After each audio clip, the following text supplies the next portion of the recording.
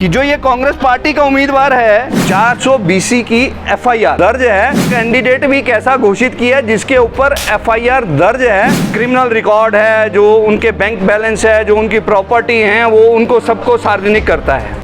तो सुने आपने ये कड़वे बोल। ये हैं अतुल भारद्वाज, जिनका सवाल है कि धर्मशाला से कांग्रेस प्रत्याशी पर विजिलेंस ने 420 यानी ठगी का मामला दर्ज किया है। तो ऐसे में धर्मशाला के लोग दागी और मैले छवि वाले उम्मीदवार को अपना वोट कैसे दे दें। सामाजिक कार्यकर्ता अतुल भारद्वाज ने कहा कि प्रदेश की कांग्रेस सरकार धर्मशाला के लोगों को गुमराह कर रही है। ऐसे उम्मीदवार को कांग्रेस ने धर्मशाला में खड़ा किया जिस पर भ्रष्टाचार के आरोप हैं। साथ ही उन्होंने कांग्रेस के नए नवेले चुनाव प्रभारी से दरख्वास्त करते हुए कहा कि वे जनता में साफ करें कि कांग्रेस उम्मीदवार पर ये मामले किस चीज के दर्ज हैं। सुने। जो ये कांग्रेस पार्टी का उम्मीदवार है उसके ऊपर स्टेट विजिलेंस ने एंटी करप्शन के उसके ऊपर जो है वो 420 का एक जो है वो एफआईआर की हुई है। 420 की एफआईआर। तो मैं ये पूछना चाहता हूं कि कांग्रेस पार्टी ने इतनी मेहनत की, इतनी देरी से कैंडिडेट घोषित किया, और वो कैंडिडेट भी कैसा घोषित किया जिसके ऊपर एफआईआर दर्ज है 420 की, और वो जो एफआईआर दर्ज करवाई है वो सरकार की तरफ से होती है। मैं ये कांग्रेस के प्रभारियों से ये पूछना चाहता हूं, क्या आप हमें बताएंगे कि उनके ऊपर ये जो 420 की जो एफआईआर लॉन्च हुई है उसमें क्या कंटेंट है, किस चीज़ की 420 की, उनके ऊपर क्या 420 के आरोप हैं, क्या हुआ था। यहाँ के प्रभारी हैं रघुवीर सिंह बाली जी, क्या वो स्पष्ट करेंगे धर्मशाला की जनता को कि हम एक ऐसे व्यक्ति को क्यों वोट कास्ट करें जिसके ऊपर 420 के जो है वो एफआईआर लॉन्च हुई है।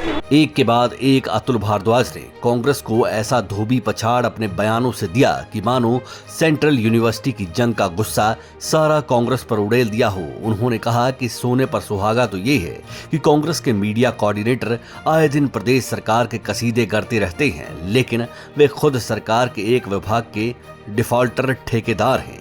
सुने।